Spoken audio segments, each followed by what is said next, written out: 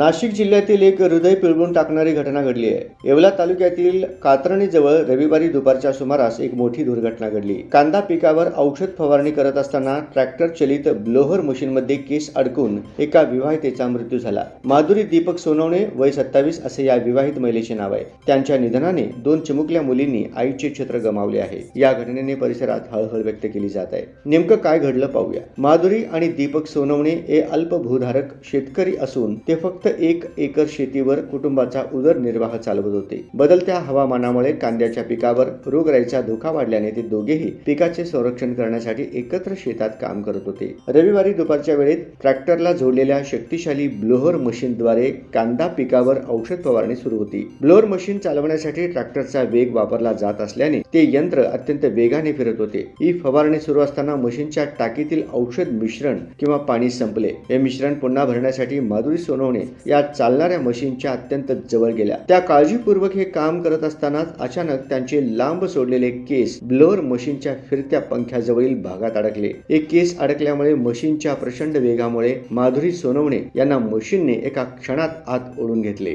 या मशीनच्या आत असलेल्या तीव्र गती आणि धारदार भागांमुळे त्यांच्या डोक्याला क्षणात अतिशय गंभीर दुखापत झाली. यानंतर मोठा रक्तस्राव झाला. हा अपघात घडल्यानंतर उपस्थित लोकांनी आणि पती दीपक सोनवणे यांनी त्यांना तात्काळ जखमी अवस्थेत उचलून उपचारासाठी मनमाड येथील रुग्णालयात दाखल केले. या प्रकृतीची चिंताजनक स्थिती लक्षात घेऊन त्यांना तातडीने पुढील उपचारासाठी येवला ग्रामीण रुग्णालयात हलवण्यात आले. परंतु तिथे तपासणीनंतर डॉक्टरांनी त्यांना मृत घोषित केले. सध्या येवला ग्रामीण रुग्णालयात कायदेशीर प्रक्रिया सुरू असून त्यांचे शवविच्छेदन करण्यात आले. रात्री उशिरा शोकाकुल वातावरणात कातरणी गावात त्यांच्यावर अंत्यसंस्कार पार पडले. येवला तालुका पोलीस ठाण्यात या घटनेची अकस्मात मृत्यू म्हणून नोंद करण्यात आली आहे. माधुरी सोनवणे यांच्या निधनाने सोनवणे कुटुंबावर मोठा आघात झालाय. त्यांच्या पश्चात केवळ 3 वर्षांची मोठी मुलगी आणि 1.5 वर्षाची दुसरी लहान मुलगी आहे. आपल्या लहान लेकींचे आणि पतीचे स्वप्न अर्धवट सोडून गेलेल्या माधुरी यांच्यामुळे कातरणी गावावर शोककळा पसरली असून परिसरातून हळहळ व्यक्त होत आहे.